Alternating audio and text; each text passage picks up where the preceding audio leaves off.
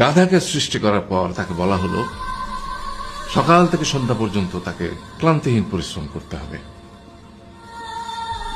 সারা জীবন তাকে পিঠে ভারী বোঝা বইতে হবে, খেতে পাবে শুধু ঘাস, আর তার মাথায় কোনো বুদ্ধি থাকবে না।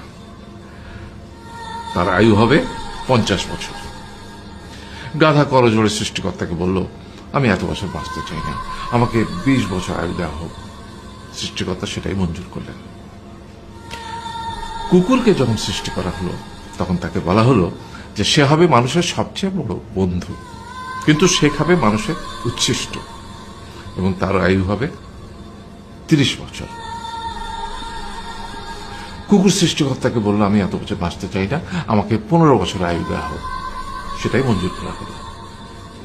এরপর বানরকে বলা হলো, তুমি শুধু গাছের এ ডাল থেকে ও ডালে ঝুল খাবে এবং নানান রকম ফন্দি ফিকির করে মানুষকে আনন্দ দিবে, তোমার আয়ু হবে 20 বছর। বানর বলল, আমি 20 বছর বাঁচতে চাই না, আমাকে 10 বছর দেওয়া হোক।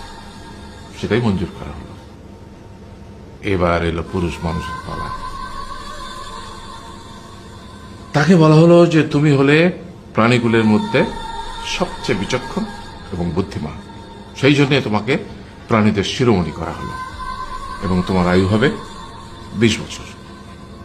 তখন পুরুষ মানুষ বলল, করজোড়ে বলল সৃষ্টিকর্তাকে যে 20 বছর আয়ু অত্যন্ত কম, হে প্রভু, আমাকে ওই গাধার সে যে 30 বছর আয়ু চায়নি সেটা আমাকে দেয়া হোক, ওই যে কুকুর 15 বছর ফিরিয়ে দিয়েছিল সেটাও আমাকে দেয়া হোক, আর যে বানর 10 বছর নেয়নি সেটাও আমাকে দেয়া হোক।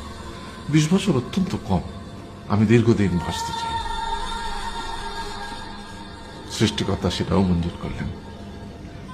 তারপর কি হলো? সেই থেকে ছেলেরা পুরুষ মানুষ হিসেবে বাঁচে 20 বছর, তারপরের 30 বছর সংসারের বোঝা পিঠে করে বয়ে বেড়ায়, সেটা কার মতো? গাধার মতো। তারপরের 15 বছর সে তার ছেলে মেয়েরা যা দেয় সেই রকম ঠিক কুকুরের মতো উচ্ছিষ্ট খেয়ে বাঁচে। আর তারপরে বৃদ্ধ বয়সে ঠিক বানরের মতো, যেমন গাছের এডাল থেকে ওডাল ঝুল খায় বানর, তেমনি এই ছেলের বাড়ি থেকে ওই ছেলের বাড়ি, আর নানান রকম ফন্দি ফিকির করে তার নাতি নাতনিদের আনন্দ দেওয়ার চেষ্টা করে।